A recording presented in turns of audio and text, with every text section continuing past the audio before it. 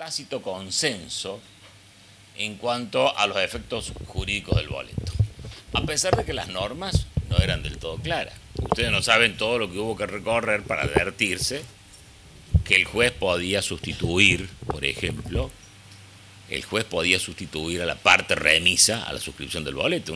Hoy lo ve con toda naturalidad y da origen a lo que hemos dado en llamar las escrituras judiciales, que de judiciales no tienen un cuerno, como no sea que es el juez el que sustituye a la parte remisa.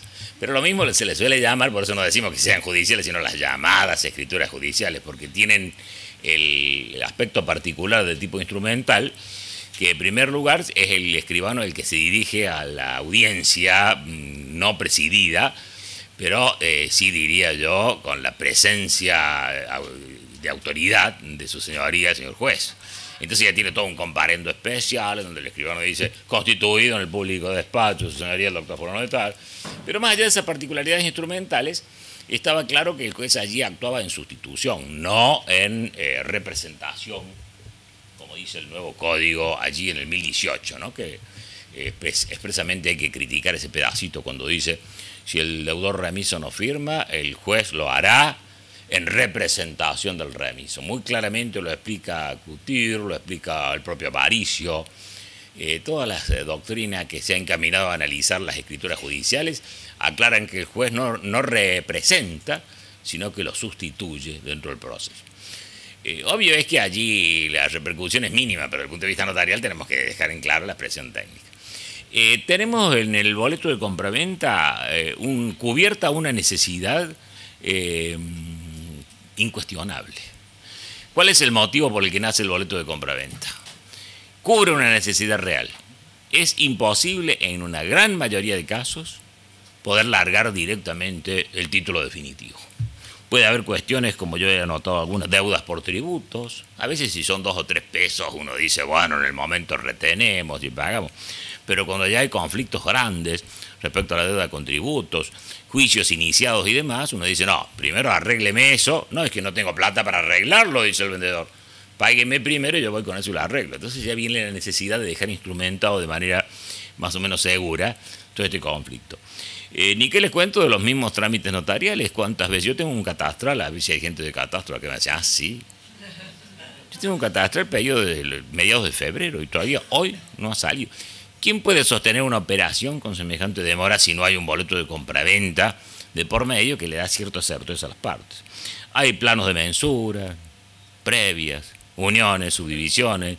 Cuando vamos a vender zonas rurales, en zona rural, el plano previo, porque la descripción es más o menos lo que está dentro de la superficie. ¿Cómo hacemos para sostener una operación? El sujeto no sabe qué es lo que va a comprar y sabemos muy bien que el registro no lo va a inscribir hasta que no se cumpla con la normativa catastral de la mensura previa y la llamada protocolización, que nunca me gustó la expresión, pero se ha generalizado, del plano de mensura. Ni que les cuento cuando hay también autorizaciones judiciales menores de por medio. Todo eso implica una demora y una previa autorización que el juez, para poder autorizar, va a pedir tráiganme el boleto, a ver cuál es el precio comprometido, y el asesor de menores, para dar la autorización, va a querer tener una idea de cuál es la operación que se está comprometiendo. En ocasiones el contrato se celebrará si se logra una resolución previa. A mí, que vuelvo a reiterar, no soy un escribano de demasiado trabajo, me han tocado cosas rarísimas. Por ejemplo, el año pasado, donde la operación dependía de una resolución administrativa que autorizara el establecimiento de un country en determinado lugar. Y esa resolución estaba plagada de cuestiones políticas. O sea que ya no era solo jurídico. No digo que hayan sido entuertos políticos, pero había resoluciones y decisiones políticas que asumir que no eran sencillas. Y la operación demoró como 6 meses. Obviamente, en el ínterin, boletos. A estos fines nos ayuda muchísimo el nuevo código. Esto lo digo con la salvedad de que la cátedra de contrato odia la norma que voy a elogiar, el 1073 del Código Civil y Comercial, que prevé la conexidad contractual. A mí personalmente me encanta la figura. Yo lo estudié por primera vez de una obra de Monsey Turraspe, que hace toda una evolución de la figura partiendo de la jurisprudencia francesa, que es donde nace. Y confieso que me apasionó porque lo había advertido casi intuitivamente, la conexidad contractual. Fíjense que un caso que se da en el país, que es el que hace que la primera jurisprudencia lo dé, es cuando la persona saca un crédito para comprar una casa. Comienza a habitar la casa y la casa se cae, se derrumba por un vicio redivitorio. Se anula el contrato de venta, pero él queda prendido con el banco para pagar las cuotas. Se hace valer la conexidad contractual. El crédito estaba solicitado con fines específicos de adquisición de la vivienda. Luego debía estar dentro del criterio judicial evaluar también que el condicionamiento tácito al que se había sometido el crédito hipotecario era que la casa pudiera realmente efectivizarse un dominio que fuera realmente habitable. Me parece interesante la figura, aparece en el 1073, me parece que se pueden ver fácilmente dos criterios. Una conexidad contractual que surge directamente del contrato, en donde le vamos a decir al escribano, tenga en cuenta la conexidad y póngala al final. Este contrato se encuentra conectado o se encuentra vinculado, en los términos del artículo 1073, al cumplimiento de tal o cual relación o a tal o cual situación. Y también se admite que aunque las partes no lo hayan previsto, el escribano no lo consignó en el título, lo mismo pueda funcionar si surge de la interpretación esa conexidad. En general, la cátedra de contratos, comenzando por el doctor Aparicio, cuya admiración por él va increyendo, porque es extraordinaria la obra de Aparicio, al punto tal que llego a compararla, a mí me encanta la comparación, pues es competitivo, sobre todo chauvinista, ¿no? Creo que supera la obra de contratos del doctor Aparicio a la de López de Zavalía, que es muchísimo decir, porque López de Zavalía es una cosa extraordinaria. Tiene 3 tomos y está trabajando en la actualización con el nuevo código. La coherencia de este hombre, la cientificidad de su razonamiento es extraordinaria, ¿no? De ahí yo he estudiado muchísimos de los puntos que más o menos vamos a tratar de pequeñar, porque el tema es amplísimo, es imposible poder abarcar todo. Él se pronuncia muy en contra de esto y dice eso debió de seguir siendo jurisprudencia, no está previsto en la ley. No debería haber habido una norma que prevea la conexidad, sino que debía resultar solo de la vida negocial y no tener ese artículo que se presta a la mala fe, se presta... Y no sé, el tiempo nos dirá si tiene o no tiene razón, pero es para tener en cuenta por la entidad de nuestro querido maestro don Aparicio, ¿no? Me parece que vale la pena tenerlo en cuenta. Obviamente la cuestión de la seguridad dentro de los negocios, sobre todo inmobiliarios, recordemos que estamos en un sistema latino, yo siempre lo remarco, res mobili, res vilis. Para nosotros lo más importante son los inmuebles, aunque haya muebles mucho más valiosos, no nos van a sacar esa ideología. Las cosas inmuebles son las que realmente nos importan. Siempre recuerdo a mi abuela invertía en ladrillo. ¿Vieron eso que dice que hay hasta eslogan? Yo lo viví en carne propia, mi abuela era una gran sabia en ese sentido. Invierta en ladrillos, mijo. Porque advertía que la cuestión inmobiliaria realmente era una riqueza que trascendía, ¿no? Que no era como las cosas muebles, que se deterioran, se amortizan con facilidad. El problema planteado, el boleto de compra-venta, nosotros lo podemos dividir en varios, para que ustedes vean que es imposible abarcar todos. Yo me voy a detener en algunos. Hay algunos que me gustan más que otros. Por ejemplo, ¿el boleto de compra-venta es justo título o no es justo título? Un tema que está muy candente. Tenemos sentencias que han determinado que el boleto de compra-venta es justo título. Y la culpa la tiene don Pedro León Tinti, porque en su obra de prescripción expresamente lo dice, y se permite el lujo de disentir. O sea, me hace quedar requete bien, porque disentimos con el doctor Ventura cuando dice tal o cual cosa. Uno dice que elogiado que estoy porque el sujeto me está citando. Y después dice, no compartimos, tampoco comparte como hace Despanés, que no es justo título. Entonces, han logrado salir sentencias de usucapión breve, considerando como que es justo título el boleto de compra-venta, fundado en un error sustancial, diría yo, grosero. ¿Qué título va a tener el sujeto? ¿Un boleto de compraventa? ¿Qué título le va a inscribir el registro de propiedades a ese adquirente por usucapión? ¿El boleto de compraventa o la sentencia? La sentencia que está convalidando, consolidando, dice Vélez, en el 3999 en la nota. No tiene desperdicio la nota de Vélez en el 3999, porque allí expresamente dice, en realidad la usucapión lo que hace en este caso, lo único que hace es consolidar el título que ya tenía. Es justo título, porque Vélez se está imaginando escritura pública de compraventa y con una falencia que puede consistir en la falta de legitimación del disponente, lo define Hermoso, 1904, el Código Civil Nuevo, lo define, que es una belleza, parece mentira que yo diga eso, pero la verdad es que está hermoso, porque además utiliza la expresión técnica, falta de legitimación o falta de capacidad en el disponente. Allí estamos en presencia de justo título, pero cuando el registro vea, va a decir, es una escritura pública, y el juez va a decir, está consolidado por el transcurso de 10 años. Y va a inscribir la escritura pública. O si es que no, ya está inscripta, porque tiene que estar inscripta. Eso también lo prevé el nuevo código. Había una discusión doctrinaria. Moisés Pané fue el primero que dijo que el justo título tiene que estar inscripto, si no, no es justo título. De manera tal que ahí se ve con coherencia el sistema. Pero si es un boleto de compraventa que tengo que escribir, no sé cómo voy a hacer para inscribir el boleto de compraventa, que es un instrumento privado, por más que tenga la firma certificada. Y por más que el juez haya dicho es justo título. Se han dado casos y no lo han podido inscribir. Hay temas que son apasionantes justamente por esto, ¿no? El tema de la naturaleza jurídica del boleto de compraventa. El tema hoy modernísimo, 994, así como dije que está hermoso el código en muchos puntos, el 994 es una porquería. A mí me encantan esas expresiones impactantes, ¿no?, que se graban. Fíjense que lo prevé como contrato preliminar. Nosotros siempre dijimos que el boleto de compraventa es un contrato preliminar y el contrato preliminar tiene un plazo de caducidad de 1 año. Quiere decir que yo hago un boleto de compraventa y al año se acabó, ya no tengo más boleto de compraventa. Esa es la interpretación muy superficial que podemos hacer. Es terrible el caso. Tanto que eso motivó uno de los puntos que se tocaron en las últimas jornadas nacionales de Derecho Civil, la 25ª jornada notarial, o 25ª mejor, jornada de Derecho Civil, no notarial, reunida en Bahía Blanca el año pasado. Y allí justamente estuvimos con Aparicio, ya le había presentado una ponencia bellísima, cómo hace las cosas Aparicio, en la cual plantea el desastre que significa la aplicación de esta norma, porque no queda otra solución. Nosotros empezamos a poner parches a la interpretación para ver cómo lo solucionamos, pero la verdad es que la mejor solución es que el Congreso se ponga y nos saque por lo menos el plazo de 1 año. Aparicio sostiene que se ponga el plazo del año o el que las partes prevean, dar libertad para pactarlo. Eso es lo que propone él. Yo, en cambio, propondría que directamente se elimine el plazo y que trabajen, como siempre ha sido, los plazos de prescripción liberatoria. ¿Para qué cuernos ceñirnos a un plazo determinado que no hace más que mover el pleito? Y para más se dice que es de orden público. Yo entiendo que no, pero la mayoría doctrinaria, por no decir la unanimidad, entienden que es de orden público. Incluso el artículo dice, o el menor que convenga. Con lo cual queda claro que el mayor no se puede. Después lo vamos a volver a tocar ese punto. Me gusta que interrumpan, ¿eh? No es que me encanta. No, sí me gusta, porque lo que pasa es que así como está, pareciera que se desordena el chat. Si fuera la mesita redonda estaríamos más contentos. Después viene el tema de la posesión por boleto.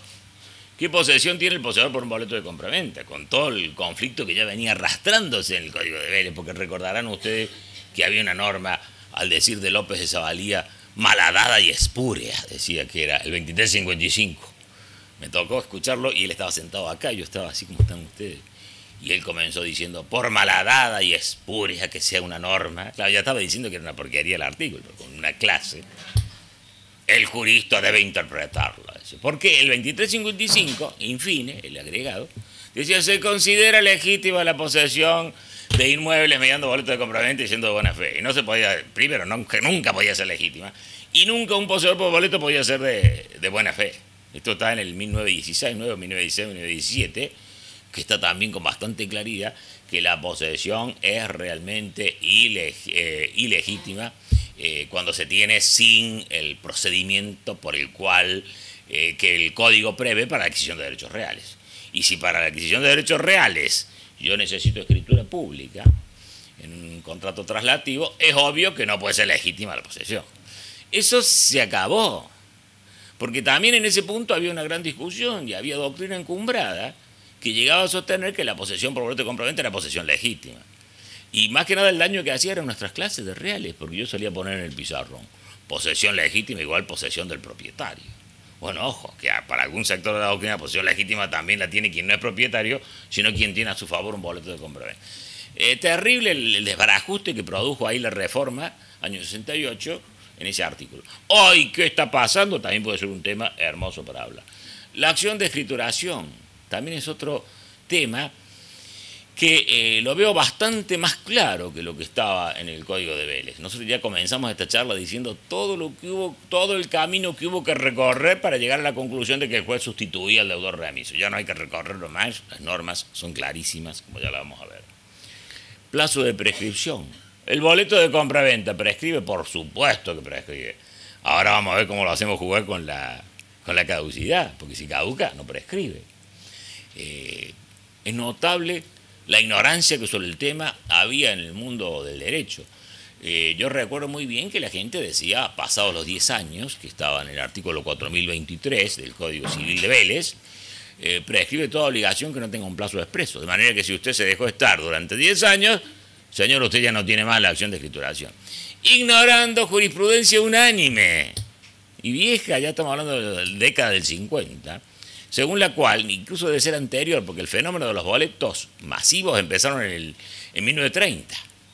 Fíjense, sé que desde allí tiene que haberse venido sentando alguna situación de estas naturales. Pero los fallos que hemos conseguido son del 50. Reiterada jurisprudencia. Si el adquirente está en posesión, se va produciendo una interrupción continua y constante de la prescripción, porque hay un tácito asentimiento del vendedor de que no tiene derecho a reclamar, un tácito reconocimiento, decía la jurisprudencia.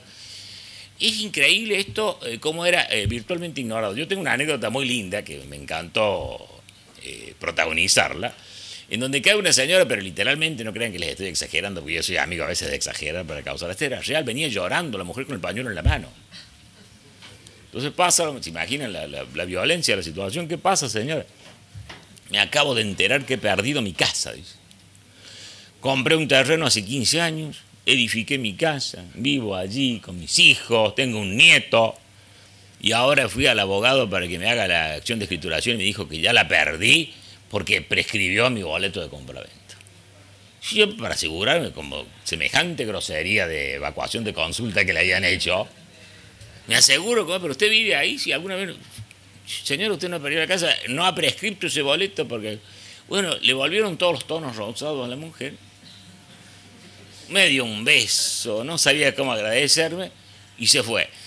Después, en otra oportunidad, que si no me equivoco era una inauguración de una muestra de arte, estaba con mi señora y viene y veo que una señora le dice, vení, te voy a presentar. Venía con su marido, la misma señora le dice, él es el escribano que nos salvó la casa. No, digo, cuando me acordé de qué se trata, pero es que una anécdota real. De ninguna manera yo no le he salvado la casa, lo que hice fue interpretar las normas conforme a la jurisprudencia dominante y unánime, vuelvo a insistir. Este tipo de conflicto de la prescripción frente a al boleto de compraventa también tiene sus vericuetos, hay jurisprudencia de todo, pero vuelvo a insistir, recuerden si tenemos que aplicar la norma vieja, si hubo posesión, no hay prescripción del boleto. Después vamos a ver cómo lo enganchamos con el 994, que nos habla de la caducidad al año. Una locura total. El pobre poseedor con boleto le traban embargo al vendedor. Cuando va a hacer la escritura se encuentra con que está embargado o está inhibido el vendedor. No puede hacer la escritura porque está inhibido, o sea, se tiene que tomar a cargo el embargo. Ese conflicto tremendo que ahora se habría solucionado, también fíjense qué interesante cómo se nota que se cubre una necesidad. Ya tengo 2 casos en donde se ha planteado la situación. Vienen a hacer el boleto y hay un embargo. Se hace lo mismo la escritura y se pelea en el registro la inscripción pidiéndole al juez previamente que levante el embargo fundado, ya vamos a ver, en el 1170, que sería, diría yo, la norma más novedosa, cuestionable. A mí personalmente no me gusta, pero reconozco que en algunos casos puede brindar esta linda solución.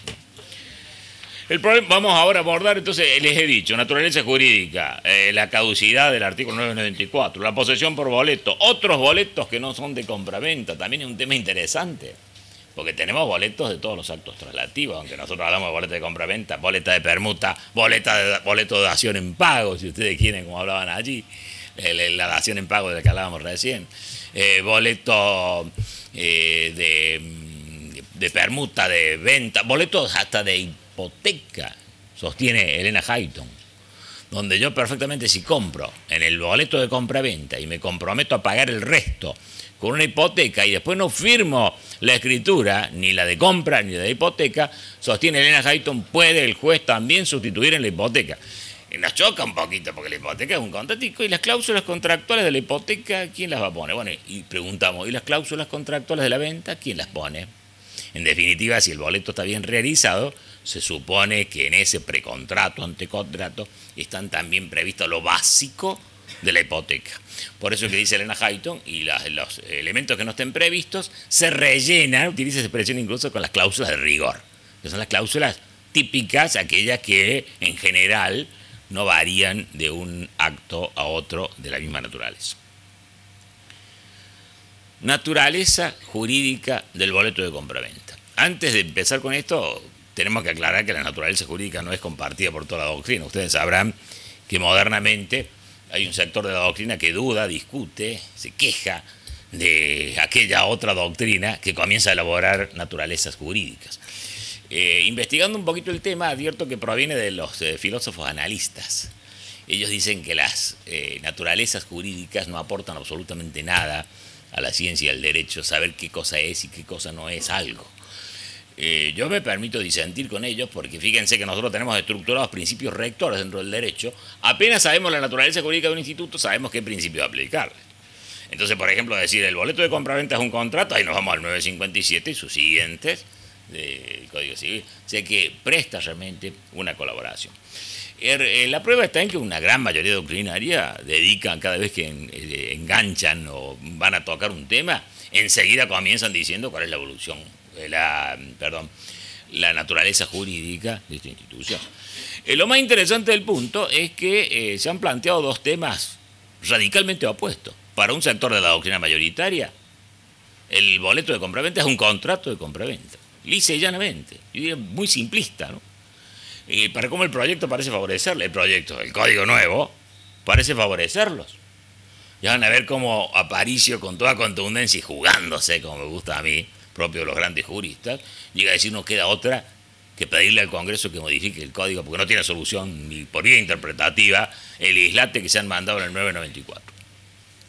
Pero tenemos juristas de primerísima línea en ambos, y eso es lo que más nos sorprende. Para darles una idea, he citado a algunos, entre otros, ¿no? Los tenemos más todavía, pero yo les cito a algunos. Borda, Morelo, Natalio Echegaray, el escribano, Mosé Iturraspe, consideran que es un contrato de compraventa. Lo que pasa es que además de la obligación de entregar, la obligación de pagar el precio, está la obligación de hacer la escritura pública. O sea, que genera tres obligaciones, un contrato de compraventa especial porque además genera una otra obligación. Y del otro sector tenemos también, pero de una enjundia extraordinaria, Moisés de Panés, López de Zavalía, Aparicio, Kipper, que me permito ponerlo también entre los grandes maestros, parece que es mucho más joven que los que les he citado, porque también pinta para ser un gran maestro, con una muy científica su razonamiento. Y fíjense que yo me he permitido transcribir acá en mis apuntes un pedacito de Aparicio, que es tedioso cuando uno se pone nervioso. Cuando uno va a asistir a una conferencia y el tipo se pone dan ganas de irse, ¿no? Como que me ha pasado organizando charlas en el Instituto de Cultura Notarial, que vino el disertante, se puso a leer y se empezaron a ir la gente con bronca, ¿sí? Por favor, no se vayan, me hacían quedar mal con el disertante, pero es bastante tedioso. Yo acá lo leo porque me parece muy contundente la forma de decirlo. Fíjense cómo dice Aparicio, fundando que no puede ser un contrato de compraventa.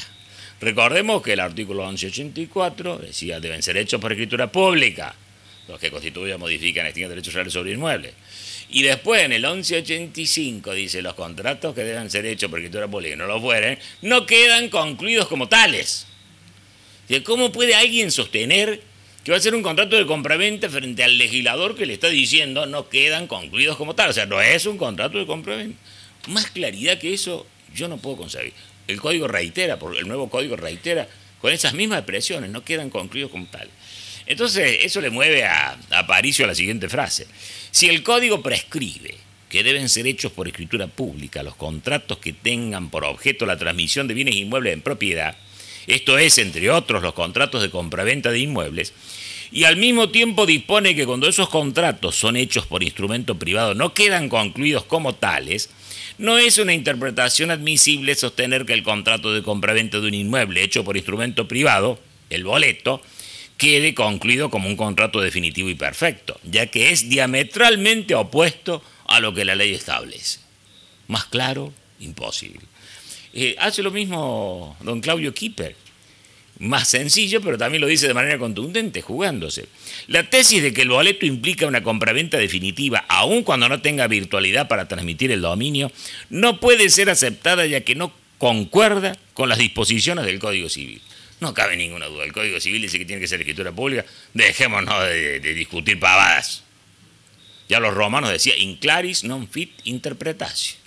En la claridad no corresponde interpretación. Demasiado exagerado, ¿no? Emilio Betti, expresamente dice, toda norma, por clara que sea, siempre exige una interpretación. Pero sabemos a qué apunta el proloquio latino. No me venga con vueltas, señor abogado, le está diciendo. La norma es clarísima. Para abordar este tema, nosotros, a cambio de hacer lo que tradicionalmente se hace, nos vamos al código, a la ley, nos vamos a la parte práctica.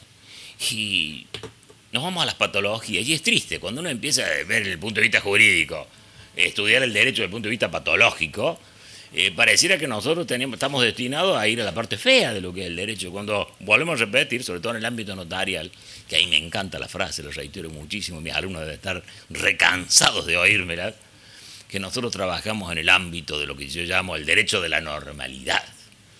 El acreedor que quiere cobrar, el deudor que quiere pagar, y que va y le toca el timbre, hoy soy deudor a las 7 de la mañana, acá vengo a pagarle, señor acreedor. Ese es el ámbito en donde normalmente trabaja el notariado, y me gusta que así sea, y que tengamos esa psicología. Lo nuestro debe ser el derecho de la normalidad, por eso es tan hermoso ser escribano. Nosotros vemos al feliz comprador y vemos al feliz vendedor, el precio justo, perfectamente pactado, sin presiones. Ese es el ámbito normal de lo notario. Pero para hacer un estudio serio de lo que es una norma jurídica, estimo yo que hay que poner al derecho en el brete de lo patológico. Porque como decía Platón, donde reina el amor, sobran las leyes. Y nosotros vamos por la ley 27.000 y pico. Pareciera ser que el derecho cumple su verdadero rol protagónico frente a la patología. Si estamos en el derecho normal, señor, no hace falta. Ni el contrato haría falta si todos fuéramos buenos. Te vendo mi casa, sí, ¿cuánto? Bueno, mañana te lo pago. Perfecto, entra ya. Porque todos somos buenos y no nos engañamos. El derecho cumple su rol, en cambio, aunque tengamos el contrato, no cuando el contrato se cumple, porque así es fácil. Es cuando el contrato no se cumple. Por eso que digo, a veces es triste tener esta mirada, pero es la que nos permite ver realmente el mecanismo jurídico y su eficacia frente al mundo práctico de lo jurídico. ¿Qué pasa, señores, si no se cumple el boleto de compraventa? ¿Qué acciones genera? Ahí estaría, digamos, la originalidad de nuestra parte para analizar la naturaleza jurídica del boleto. ¿Qué acción genera un boleto de compraventa?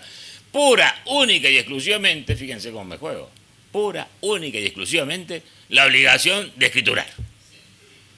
Yo no voy a poder con un boleto de compraventa, señor juez, fíjese, le compré a Pérez tal cosa, le pagué todo el precio y ahora quiero que me entregue la cosa. El juez me tendría que decir, señor González, falta la acción. Obviamente se la tiene que imponer la otra parte, porque recordemos que en lo civil siempre se necesita la instancia, ¿no? El abogado de la contraria dirá, señor juez, no haga lugar a la escrituración, a la entrega de la cosa, porque el título no es hábil. Inhabilidad de título, falta de acción. Recuerden que esas dos excepciones los procesalistas las tienen estudiadas como enganchadas, siempre trabajan una con la otra. Si hay inhabilidad de título, obviamente no se ha generado la acción. Usted no tiene acción para exigir la entrega de la cosa, porque le falta el título idóneo. Pero ¿cómo puede ser? ¿Estoy desamparado por el derecho? No, usted no está desamparado. Usted puede pedir que se haga la escritura. Y cuando se haga la escritura, ahí me pide la entrega de la cosa. Nada obsta a que se puedan hacer las dos cosas juntas. Pero desde el punto de vista jurídico, hay que diferenciarla para que quede clarísimo que la única acción que genera, vuelvo a reiterar, es nada más que la entrega de la cosa. Aunque las partes hayan puesto muchas cosas más. Si estamos en boleto de compraventa, señor, la única... Esto no lo decimos porque sí.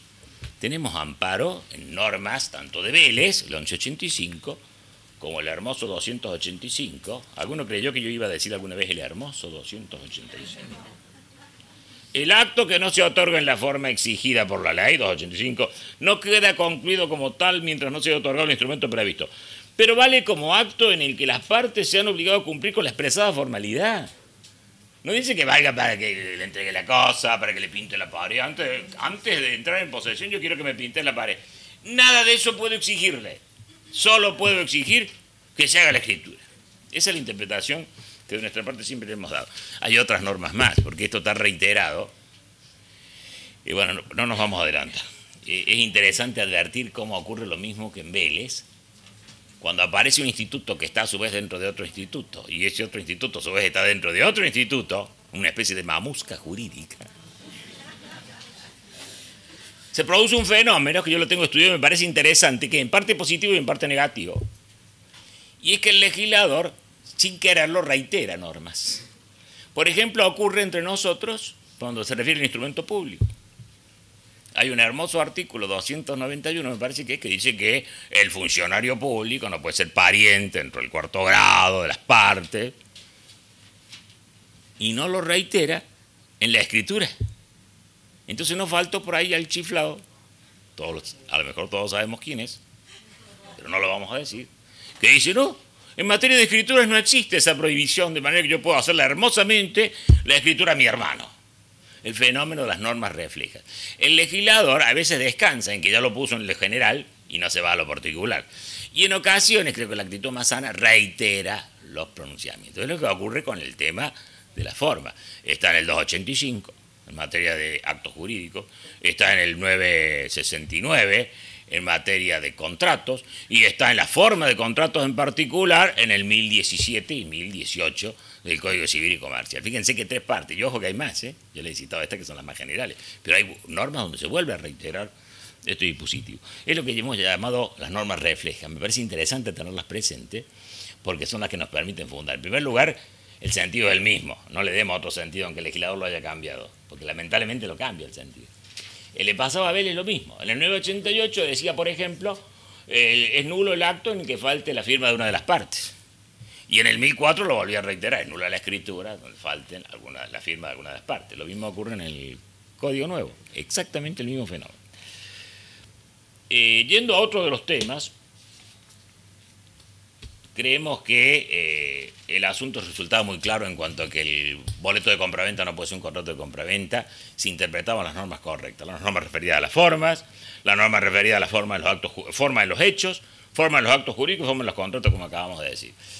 Siempre se necesita, desde el punto de vista formal, que haya una exteriorización. Los hechos que no se exteriorizan no generan efectos jurídicos.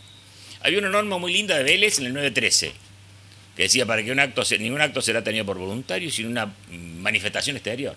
Necesitamos que haya una ostensibilidad de la conducta. No tenemos la bellísima norma del 913 en el nuevo código, pero tenemos otra también bastante linda y que nosotros la tenemos que tener muy en cuenta. Manifestaciones de la voluntad, dice el 262. Fíjense qué lindo artículo. Ojo que estaba también en Vélez, ¿no? Un poquito diferente la redacción, pero estaba. Los actos pueden exteriorizarse oralmente, por escrito, por signos inequívocos o por la ejecución de un hecho material. Quiere decir que el hecho necesita forma para tener repercusión jurídica. Fíjense cómo tenemos la forma en el hecho, en los hechos. Después tenemos la forma en los actos jurídicos, que es el artículo que acabamos de leer, el 285. Ahí se ven las normas reflejas. Y luego aparece en materia de contratos en el artículo 1017 y 1018. Hay otros artículos, si nosotros recorremos el código, porque podríamos decir que la forma aparece en estos 3 básicos lugares, pero también aparece en forma difusa cada vez que se regula un contrato. Es decir, esto debe hacerse por escritura pública, si hay por la norma de superficie. Es como si lo volvieran a reiterar. Pasamos a otro tema. No, dentro de esto mismo, para quienes sostenemos que el boleto de compraventa, sin lugar a dudas, es un contrato, encaja dentro de la definición del 957. Les leo el 957 por el que no ha traído código. Contrato es el acto jurídico mediante el cual 2 o más partes manifiestan su consentimiento para crear, regular, modificar o transferir o extinguir relaciones jurídicas patrimoniales. Sin lugar a dudas, el boleto de compraventa es un contrato. No son estas tratativas, estas conversaciones previas de las que nos habla la doctrina. Es un contrato porque ya está firmado, suscripto, como exige el artículo 315 y siguiente, con la firma puesta dentro del documento y genera la fuerza vinculante, que muy bien me gusta también que lo diga el artículo 959. La fuerza obligatoria que le llamábamos. No sé si recordarán, pero cuando explicábamos el valor probatorio del instrumento público lo distinguíamos de la eficacia vinculante o fuerza obligatoria, la fuerza probatoria o valor probatorio y la eficacia convictiva. El valor obligatorio aparece clarísimo en el 959. Fíjate, todo contrato válidamente celebrado es obligatorio por las partes. Pacta sunt servanda. Y no es ni más ni menos que ese prólogo. Quiere decir que estamos en presencia de un contrato, ninguna duda. De compraventa no puede ser, porque vuelvo a reiterar, la única acción que genera es la de hacer la escritura. Pero aparecen ejemplos, que recuerdo que me lo puso el doctor Mundet en una reunión de cátedra, cuando estábamos dialogando sobre esto justamente, donde él dice, ¿qué ocurre cuando la cosa ya se ha entregado? ¿Cierto? Ahí parece que se frustrara nuestro razonamiento. Yo no voy a necesitar ejercer la acción entrega de la cosa vendida cuando la cosa ya se ha entregado. Y si el precio ya se ha pagado, pareciera que todo se ha cumplido. Luego, la única acción que me queda es la de escrituración. Ahí no necesito las otras acciones que se verían frustradas frente a una acción iniciada por un boleto de compraventa. Pero volvemos a repetir, el supuesto es perfectamente previsible así. Fíjense que planteada la acción de escrituración para lograr de manera conminativa la suscripción del boleto, hasta pueden aparecer problemas que denotan que no pudo haber contrato de compraventa. El profesional instrumentador, el escribano, es el más idóneo para advertir si se puede o no hacer la escritura. Las partes se pusieron de acuerdo en vender una parte del lote.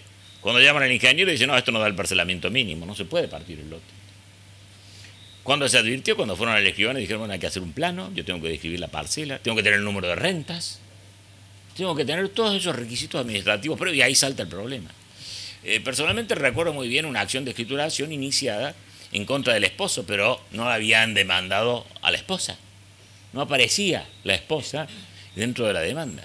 ¿Puede el escribano otorgar la escritura sin el asentimiento conyugal? Porque el juez digo, ordénese, escritúrese a favor. Bueno, obviamente que no. Fíjense que ni el juez tiene la atribución de hacer ese bastanteo, si me permite la expresión, de la legitimidad de un contrato de compraventa. Necesitábamos que el escribano dijera, no, yo necesito el asentimiento, artículo 470.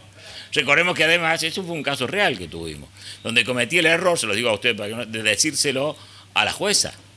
Me fui al juzgado y le digo, su señoría, imposible que yo haga esta escritura, porque no ha sido citada la cónyuge, que obviamente usted no la va a poder reemplazar porque no fue parte dentro del proceso.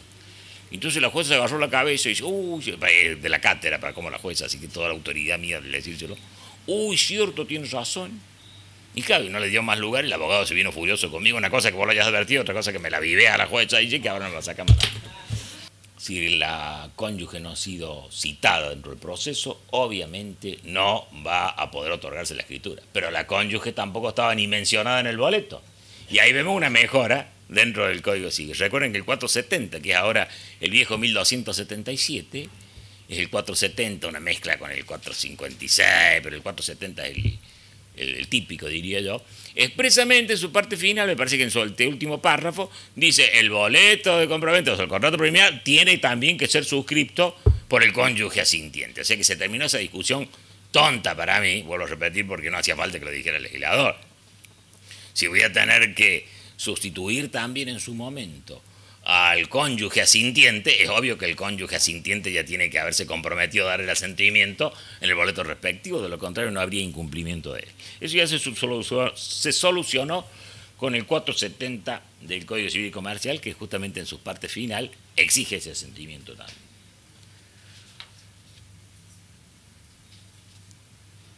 Hemos visto también que respecto al boleto de compraventa aparecen unos otros problemas. Hay una jurisprudencia muy interesante que yo la anoté en un trabajo que se llama Naturaleza del boleto de compraventa, repercusiones procesales, lo pueden ver en la página de la Academia. Naturaleza del boleto de compraventa, repercusiones procesales. El tema me encantó porque además de ser teórico, vieron que está la vieja discusión que yo siempre remarco entre los teóricos y los prácticos. Entonces el teórico tiene complejo de que no sabe dónde se presenta el certificado registral. En el ámbito de los abogados no sabe redactar un exhorto, y así se lo dicen. Tanto que se hace el abogado, le dice el tramitador, y no sabe redactar un exhorto. Característica esa discusión entre el teórico y el práctico. Y siempre recuerdo a los hermanos Mazo, lo tenía acá para leérselo, pero va a ser muy tedioso, cuando explican que es un combate de ineficientes, de personas incapacitadas. Déjense del combate de incapacitados y pónganse el teórico a estudiar la práctica y el práctico a estudiar la teoría, para que no hablen macanas, porque son anverso y reverso de un mismo fenómeno. Y acá se ve con toda claridad cómo esto que parecía para los analistas una discusión estúpida, si el boleto de compraventa es un contrato de compraventa o es un antecontrato y no es un contrato de compraventa, surgió en este caso que les digo, que está estudiado justamente, a ver si tengo acá, bueno, no lo tengo, Veredo Perrot 2012, está publicado en Veredo Perrot, pero lo pueden ver en la página de la Academia. Es un caso en donde se produce con un boleto de compraventa, se llega a la escritura, cuando también vicios redivitorios, la casa se deteriora, se plantea el vicio redivitorio para anular el contrato y el juez le hace lugar. Se apela, eso es en Quilmes si no me equivoco, se apela diciendo que en el boleto de compra-venta se había producido una prórroga de jurisdicción. Las partes habían pactado jurisdicción diferente a la que había juzgado el caso. Y la Cámara le hace lugar. Porque en el boleto, efectivamente, se había previsto como tribunal un otro que no es el que actuó, porque ya estaba hecha la escritura. Fíjense qué interesante caso.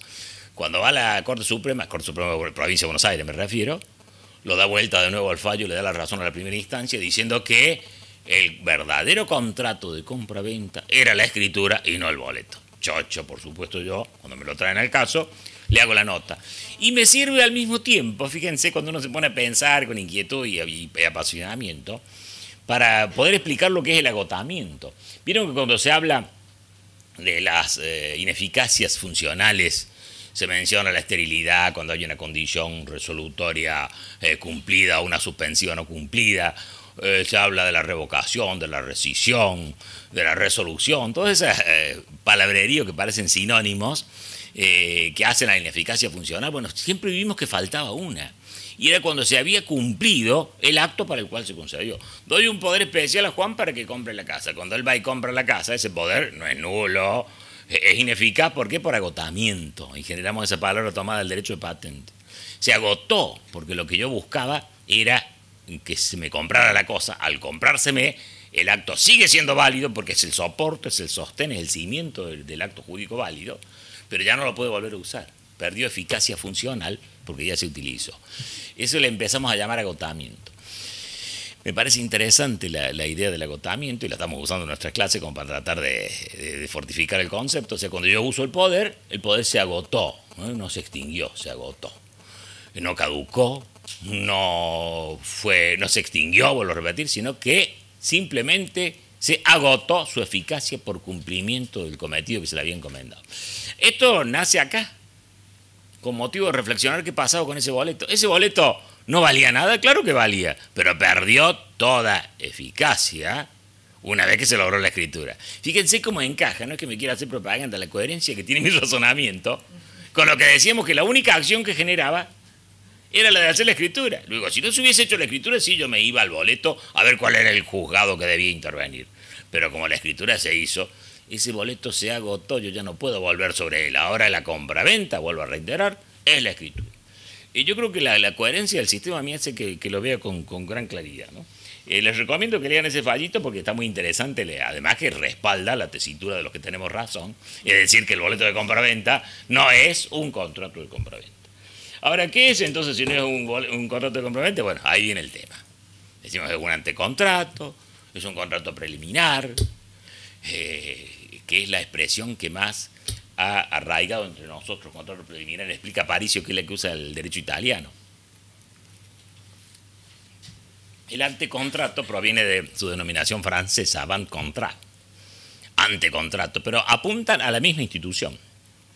Son tratativas previas, vinculantes, que en definitiva comprometen a la celebración de un contrato. Esa es la postura nuestra. Cuando yo estaba leyendo el 994, que es el artículo que nos habla de los contratos preliminares, se los leo porque la gente que no ha traído el código, qué mal no han traído el código. Fíjense que el 994 dice: los contratos preliminares deben contener el acuerdo sobre los elementos esenciales particulares que identifica el contrato futuro definitivo. El plazo de vigencia de las promesas previstas en esta sección es de 1 año, o el menor que convengan las partes, quienes pueden renovarlo a su vencimiento. Cuando apenas leí eso digo, pobre Aparicio, porque yo con la admiración que le tengo, ¿cómo va a ser ahora? ¿Para cómo es? Él es el que más, con más fervor, con la contundencia que les acabo de leer hace unos instantes, defiende que no puede decirse que sea un contrato de compraventa. Si fuera un contrato de compraventa, perfecto. ¿Por qué? Porque si es contrato de compraventa no se aplica el 994. En cambio, si quienes sostenemos que es un precontrato, un antecontrato, caemos, pero sin lugar a dudas, con la expresión contratos preliminares de la sección cuarta, dentro del supuesto. Ese tema fue objeto de análisis en la jornada, la 25ª jornada de Derecho Civil en Bahía Blanca, y allí se obtuvo un pronunciamiento muy interesante, obviamente partiendo de la base de considerarlo de considerarlo contrato de compraventa. Entonces, cuando rescato la ponencia de Aparicio, en que estuvimos juntos, ahí tuve la suerte de estar yo en esa jornada, él expresamente lo manifiesta, diciendo que esta tesitura, este artículo, encaja perfecto para quienes sostengan que el boleto de compraventa es una compraventa, es un contrato de compraventa. Pero obviamente no puede responder a la tesitura verdadera, dice él prácticamente, porque no podemos sostener que sea un contrato de compraventa porque se subvierte todo el régimen. No podemos sostenerla quienes advertimos que se trata de un precontrato. Termina sugiriendo, como ya les dije antes, que el Congreso lo termine de resolver. Yo disiento con Aparicio en el punto cuando él dice, y acá lo traje para leerse la ponencia de él, cuando él dice concretamente que es necesario un plazo. A ver si lo encuentro fácilmente, creo que lo había marcado. Acá está. Dice Aparicio, es obvio que los contratos preliminares, el contrato de opción y la promesa de celebrar el contrato, que son los dos que están regulados expresamente, el 993, el 995 y el 996. En el 995 estaría el boleto. Y en el 996 es más o menos lo mismo, pero unilateral. Una sola de las partes puede exigir el cumplimiento de la prestación. Y es obvio que los contratos preliminares, el contrato de adopción y la promesa de celebrar un contrato, dado su función instrumental, deben tener un plazo. Eso no está fundado. Me sorprende en Aparicio porque cada cosita que dice la tiene un fundamento legal. Para mí no tiene por qué contener un plazo. Es más, no me imagino conteniendo un plazo frente a un boleto en el cual se pagó el precio o la gran mayoría del precio y se entregó la cosa. ¿Por qué le vamos a poner un plazo? Y no queda allí nuestro disenso, sino que, siguiendo con el pronunciamiento que se hizo en la jornada, yo acá tenía más o menos esquematizado el pronunciamiento de la jornada. Fíjense que en uno de los puntos se llega a decir, cabe interpretar que el plazo de un año previsto en el 994 es de caducidad, máximo e indisponible. Esa es postura mayoritaria. O sea, es caducidad, no es prescripción. Indisponible quiere decir que es de orden público, que las partes no lo pueden pactar. Recordemos que ahora, a cambio de hablarse de orden público, yo que soy medio paranoico, para mí los anglosajones nos vienen como persiguiendo. Es una paranoia, reconozco, o sea que estoy en vías de curación, porque reconocer la falencia no está en vías. Cuando yo reconozco que soy alcohólico, tengo posibilidad de curarme. Cuando reconozco que tengo algún otro conflicto, bueno, yo reconozco que soy medio paranoico, pero no me llama un poquito la atención que a cambio de hablar de orden público, ahora se diga norma imperativa. ¿Por qué no se usa, como lo decía tan claramente Papiniano, el jus publicum privatorum pactis non potest? Las normas de orden público no pueden ser alteradas por pactos particulares, que es la esencia del orden público. Ahora no, se dice norma imperativa. Es más, cuando uno dice de orden público, imperativa, entonces se tienden a corregirlo a uno. Cuando uno está evocando nada menos que a Papiniano, uno de los 5 sabios jurisconsultos romanos. Bueno, el tema es que al decir de acá, como decíamos, indisponible, quieren decir que es de orden público. Con lo cual las partes no podrían decir, este boleto va a durar 20 años, este boleto va a durar 5 años. No, y no tiene plazo, tampoco se le puede poner. Me parece una locura total y no me lo termino de explicar a Aparicio por qué el ver con tanta elementalidad como algo obvio, porque así lo dice, es obvio que deben tener un plazo. Para mí no resulta tan obvio, vuelvo a reiterar. Sí. Una consulta. Con esta... Creí que ibas a acotar porque era obvio y nos iba a dar la solución. No, para nada. Una consulta. Con esta interpretación, por más que se comparta o no se comparta, con esta postura de decir que es una caducidad de un año, no se podría pactar en el boleto plazo a las obligaciones que, por ejemplo, pagar una cuota del precio o la escrituración superior a un año, porque al año caducaría y... La letra de la ley parece decir eso. Siempre tendrían que ser menores de un año. Me da la impresión, pero no creo que sea lo que... Recuerden que el verdadero criterio interpretativo es buscar la interpretación lógica de la norma, ¿eh? No tenemos que estar con una interpretación puramente literal, ¿eh? Hay una frase también en latín que dice la interpretación literal es la más inexacta. Siempre tiene que ser dentro del entorno. Sí, el Augusto iba a hacer una acotación.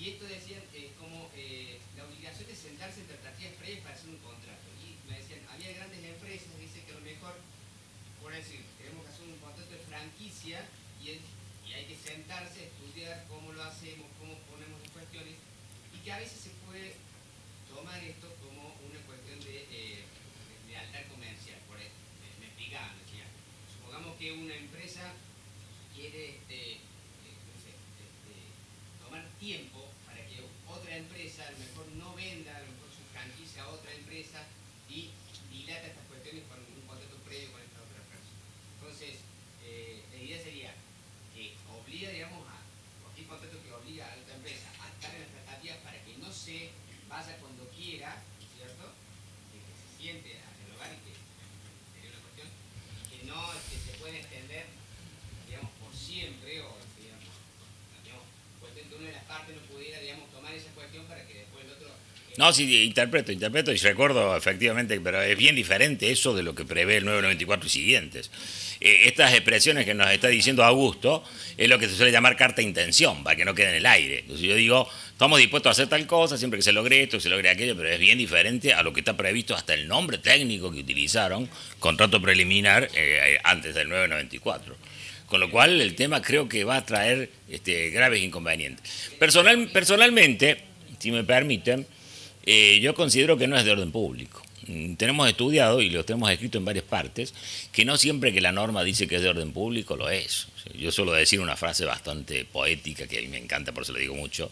El legislador no puede ordenarle al mar que deje de agitar sus olas, ni al viento que deje de soplar. Por más que el legislador diga esto es de orden público, señor, hay cosas que no son de orden público, porque responde a una verdadera naturaleza. Y al mismo tiempo hay casos en donde el legislador pone que es de orden público y hay casos en donde no dice que es de orden público y es de orden público. Hay muchas leyes, algunas nuevas y otras ya bastante viejas. Por ejemplo, la 14.005, si no me equivoco, artículo 18, 19, dice expresamente esta ley es de orden público. Ocurre que en el ámbito doctrinario, lamentablemente, el orden público se lo ha interpretado de dos formas. Salvat se queja del punto. Estamos hablando de Salvat, 1930 y pico, la obra de Salvat, donde él decía: el orden público es el conjunto de valores que en una sociedad determinada se toman como fundamentales y al que apunta toda la normativa jurídica. Se toman como fundamentales, casi paradigmáticos. Ese orden público, evidentemente, acá no está en juego. Eso, lo que habría que hacer es, estimo yo, hacer una interpretación laxa, diciendo que, obvio que hay que hacer un esfuerzo muy grande, porque la norma es clarísima. In claris non fit interpretatio, dijimos recién, citando a los grandes maestros romanistas. Acá pareciera ser muy claro que únicamente puede ser el año o más bajo, como decía recién Eugenia, en el infine del 994. Yo interpreto que allí estaría el error. El plazo no es de orden público. Pero vuelvo a reiterar cuál sería mi opinión: eliminar todo plazo. Las cartas de intenciones le podrán poner plazo, las partes si quieren, pero no los contratos preliminares, que no deberían tener plazo. Que no puede quedar una obligación ad eternum, nunca queda obligación ad eternum porque están los plazos de prescripción, que en el caso de Vélez jugaban el artículo 4023 y en este caso juegan el artículo 2560, parece que es, o por allí, que expresamente nos dice que ahora ya no son 10 años, sino que son 5 años el plazo general. De manera que el boleto de compra-venta, pasados los 5 años, prescribe. Y volvemos a la doctrina que les había dicho, por favor no se olviden para que no tengamos que salvarle la casa a la gente. No prescribe si está en posesión. Pero todo esto está así sostenidito con alfileres porque tenemos la caducidad, que es bien diferente, la caducidad 2566, si no me equivoco, de la prescripción. Ustedes saben que hay una diferencia ontológica entre la prescripción y la caducidad entre ellos. Quizá la más diferente es que la prescripción necesita invocarse, en cambio la caducidad es automática. Me parece que el 2566, sí, acá está. La caducidad, fíjense qué contundente el artículo. La caducidad extingue el derecho no ejercido. Pasado el año se extingue, posesión, no posesión, no me interesa nada de eso. Una norma cruel realmente si uno la interpreta en su entorno.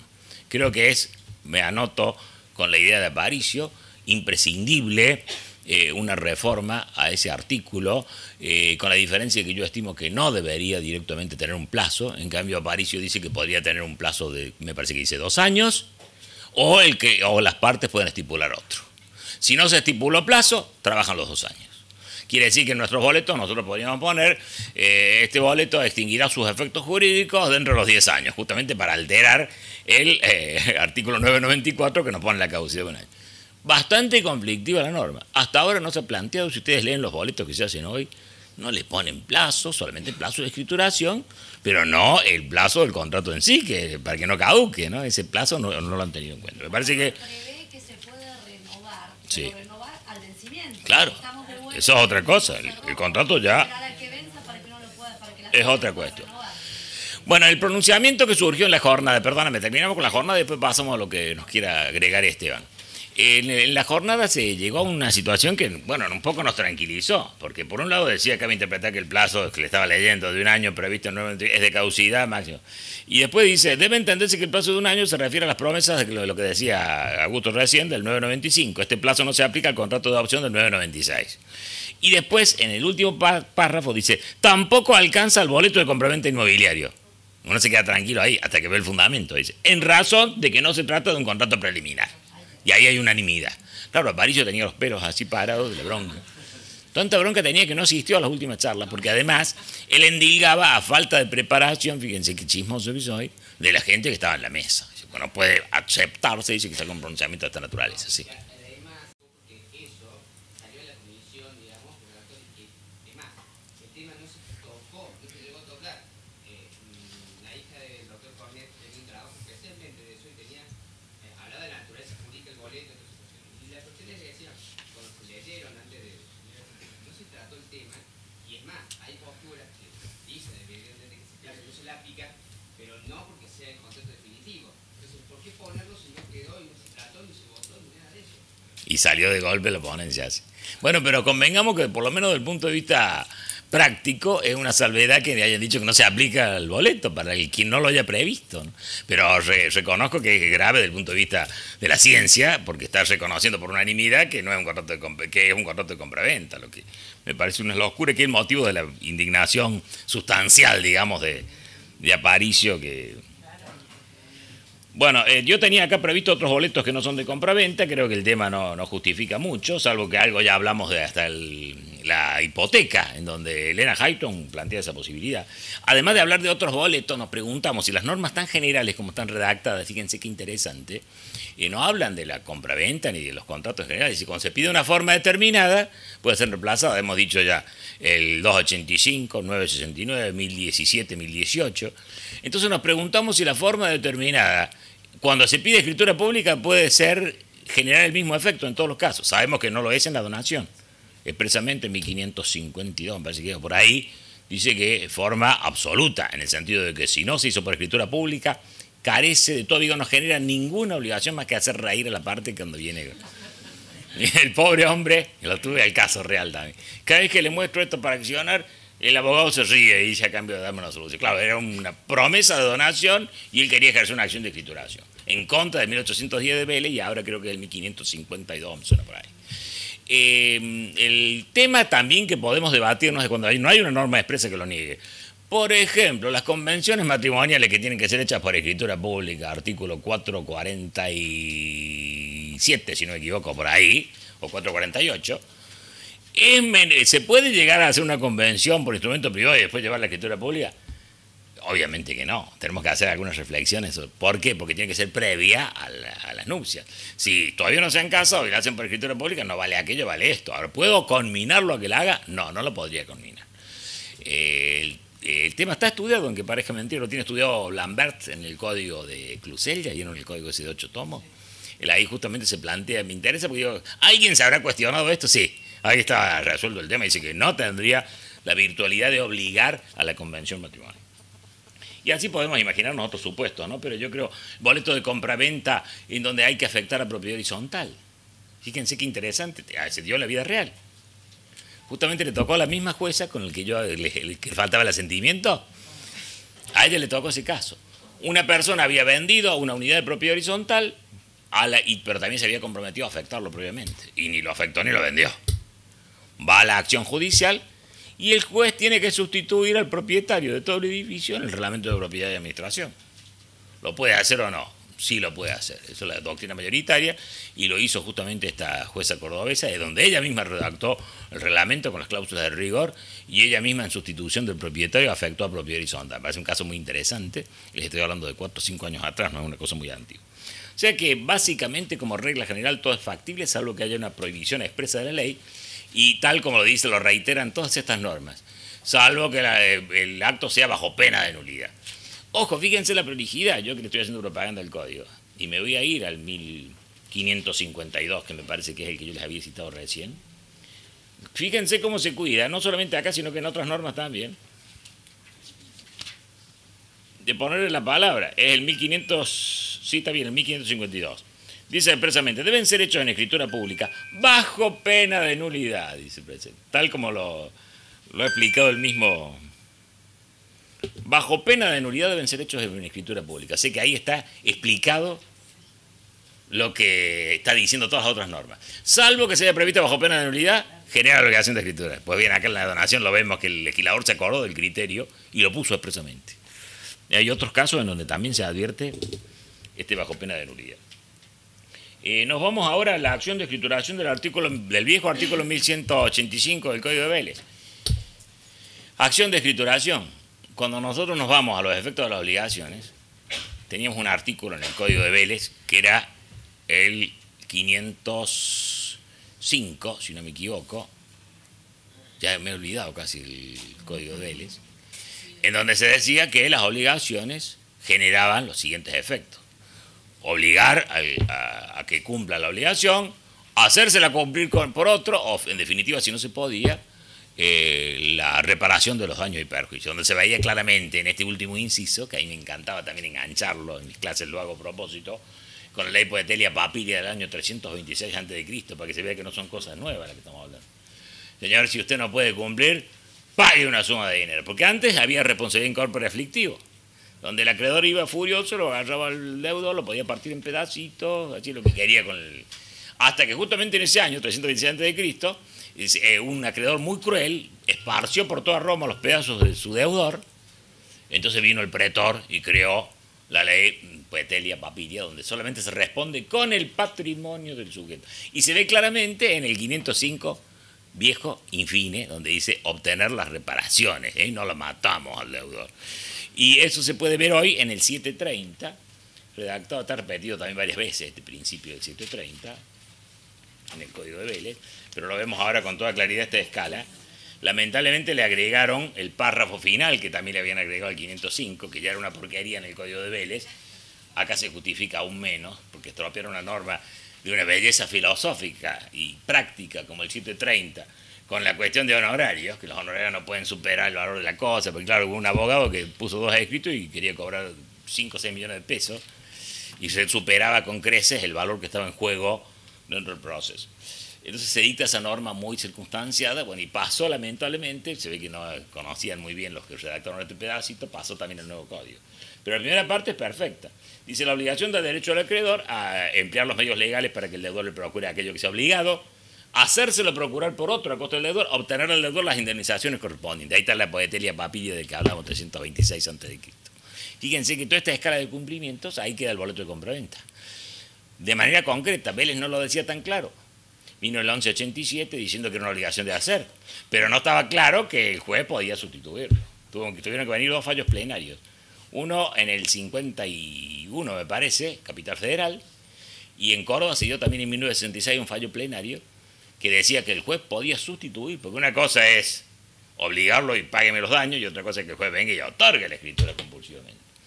Y esto contribuyeron mucho los especialistas en derecho de quiebras, que ya cuando el síndico o el juez de la quiebra tenía que firmar el boleto previamente verificado, se advertía que no era factible la indemnización, porque pasaba como un deudor más, como un acreedor más, perdón, a la masa, sino que él tenía el derecho sobre la cosa y el síndico o el juez le firmaba la escritura. Todo esto, coadyuvada toda esta interpretación, se llegó a estos fallos plenarios. Hoy en día no cabe ninguna duda porque lo dice expresamente el artículo 1018, que ya algo habíamos criticado recién. Vamos a afirmar esa crítica leyéndoles el artículo que dice: el otorgamiento pendiente de un instrumento previsto constituye una obligación de hacer si el futuro contrayente no requiere, si el futuro contrato, no requiere una forma bajo sanción de nulidad. Si la parte condenada a otorgarlo es remisa, el juez lo hace en sustitución, habría que cambiar, tachen ahí la palabrita en representación, pongan en sustitución, siempre que las contraprestaciones estén cumplidas o sea asegurado su cumplimiento. En definitiva, ahora hay una norma expresa que le faculta al juez. Nosotros creemos que se daba en el Código de Vélez. Si la obligación no era intuita persona, estaba dicho en el 630 que perfectamente podía cumplir la otra obligación. Bueno, el juez, con sus facultades amplísimas para hacer justicia, obviamente podía sustituirlo sin necesidad de una norma expresa.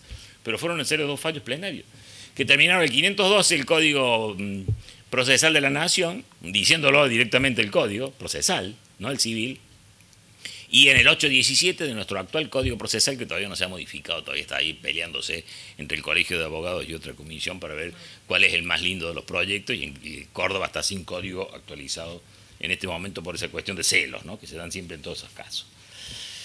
Nos queda otro tema, nos quedan varios temas más, pero lo avanzado de la hora hace que solamente nos ciñamos a algunos de ellos.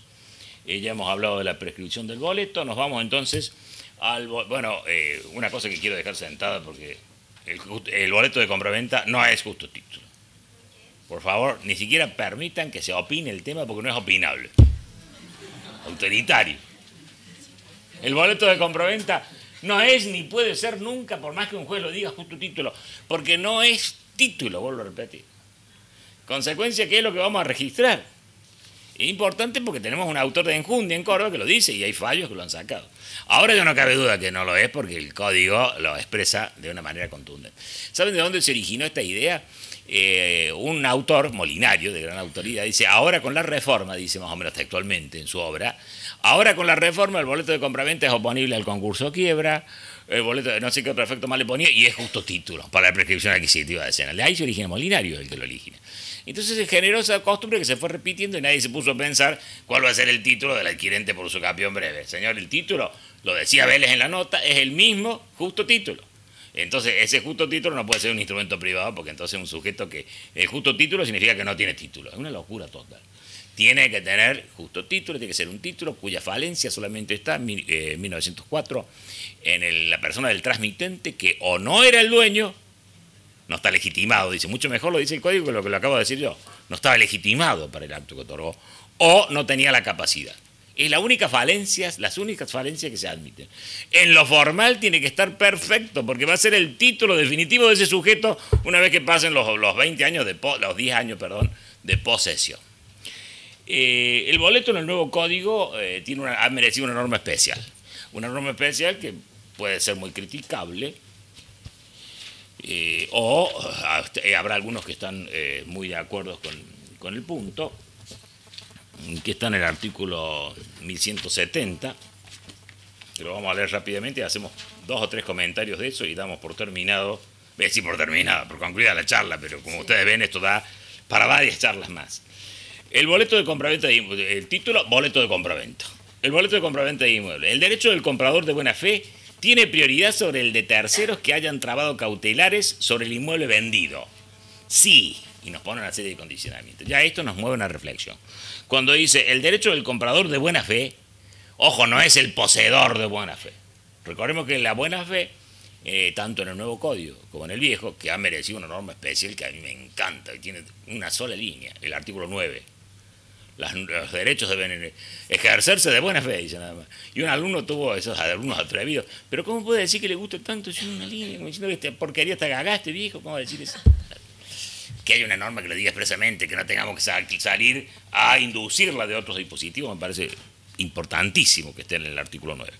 Y acá cuando dice el derecho del comprador de buena fe, se está refiriendo al comprador de buena fe probidad, que se le llama, el que no quiere engañar a nadie, el que quiere obrar acorde a derecho. Perdón, Esteban, te veo y me acuerdo que ibas a hacer una acotación y no te le di nunca más la palabra. No, era una cosa menor. Nada, viniendo de vos no puede ser menor. Elevar a escritura pública después de un año, vienen las partes, queremos elevar a escritura pública este boleto de compraventa y nosotros ponemos la técnica redacción. Según boleto. Escritura pública, algo que ya caducó. Ya, otro de los problemas que podría traer. Otro de los problemas que podría traer la interpretación literal. Pero yo creo que esto va a seguir avanzando, no creo que quede así. Creo que esto va a ser objeto de reforma. Dicen que ya están trabajando en aquellas normas que serían fundamentales para aclarar, ¿no? Porque hay algunas que son muy disparatadas. Y esta me parece que es una de ellas, me parece que exige. Mientras todos seamos buenos, como decíamos al comienzo, no hay problema. El problema es cuando uno es el malo y si voy a aprovechar que caducó. Por eso que decíamos que había que investigarlo en la patología del derecho para ver si la norma está bien redactada. Y acá se ve que está pésimamente redactada. Fíjense que el 1170 nos pide el poseedor de buena fe y genera efectos que son muy importantes. Yo no puedo decir que me haya sorprendido, porque asistente como soy con bastante asiduidad a las jornadas de derecho civil, reconozco que una y otra vez, a veces ni siquiera tenía nada que ver con el tema, siempre se reiteraba que debía primar el adquirente por boleto respecto a las medidas precautorias. Siempre fue la tendencia. Y decía, el que esté inscripto o el poseedor, lo que sea antes, terminó de la posesión o la registración, lo que sea antes es lo que marca la prioridad. O sea que es una cosa que venía diciéndose. Podrá no gustarme, pero no puedo decir que fue una cosa intempestiva, metida por presión, porque siempre fue la opinión mayoritaria. Incluso en el 2011 se tocó expresamente el tema y se llegó más o menos a estas conclusiones que se están sacando acá, lo que dice la norma. Dice, el comprador, o sea que se va a aplicar, no va a ser oponible, va a ser oponible a las medidas cautelares, dice, si el comprador contrató con el titular registral, o puede subrogarse en la posición jurídica de quien lo hizo mediante un perfecto eslabonamiento con los adquirentes sucesivos. Es decir, si yo no contraté con el titular registral, bueno, tengo el derecho de quien contrató con el titular registral. Lo que interesa es que yo llegue dentro de ese tracto sucesivo extrarregistral, que llegue al sujeto que aparece en el registro hoy. Después dice, si el comprador pagó como mínimo el 25% del precio, recordemos que eso está extraído de la 14.005, que es la que pone ese límite del 25% del precio, y que nosotros lo arrastramos dentro de nuestras costumbres notariales cuando la parte nos preguntan, si le pago tantos pesos, ¿le puedo exigir la posesión? Bueno, si es más del 25%, sí le puede pedir la posesión, tiene derecho. ¿De dónde se toma? De la ley 14.005. Y después dice, el comprador, eso ya dijimos, el boleto tiene fecha cierta. Es una obviedad, esto es una vergüenza que diga esto. Esto obviamente tiene que tener fecha cierta, porque si no, no es oponible a la fecha, no es oponible a los terceros. Pero lo ponen como una cosita más, ¿no? La adquisición tiene, el último requisito, la adquisición tiene publicidad suficiente, sea registral, sea posesoria. ¿Cuál es el punto en donde si nosotros lo metemos al derecho patológico, no funcionando donde reina el amor sobre las leyes? Son los casos que me tocó a mí, por suerte me tocan casos en donde reina el amor. El comprador era comprador de hace 15 años, una cosa así. Cuando va a hacer la escritura se encuentra que le han trabado embargo. Entonces va a hacer uso de la norma. Todavía no sé cómo salió porque no he visto, ha sido fines del año pasado. Ya el abogado ha pedido que se levante el embargo fundado en la idea del 1170. Lo puede probar, por suerte, porque el boleto está con firma certificada, tiene fecha cierta, está timbrado, está con todos los chichecitos del boleto, como para que se pueda aplicar el 1170. Pienso que nos va a dar una linda jurisprudencia. El tema es cuando se lo usa patológicamente. Yo trabo el embargo, me quedo lo más tranquilo. Pensemos también en el acreedor. No estemos solamente con la seguridad de nuestros títulos. ¿Qué pasa con ese acreedor que tiene el embargo trabado y cuando lo va a ejecutar se encuentra con que hay un poseedor por boleto de compraventa fabricado? Vayamos a probarlo. Porque la fecha cierta, ¿para qué sirve la fecha cierta? Solamente para saber qué. Si es anterior o posterior a la traba. Creo que se presta a mucha inseguridad. Obviamente este artículo ha sido muy criticado, entre otros por Aparicio, que también cada vez, porque lo gracioso que tiene Aparicio es que cuando a alguna norma no le gusta se pone furioso, una furia hermosa, porque no pierde la cientificidad dentro de su crítica.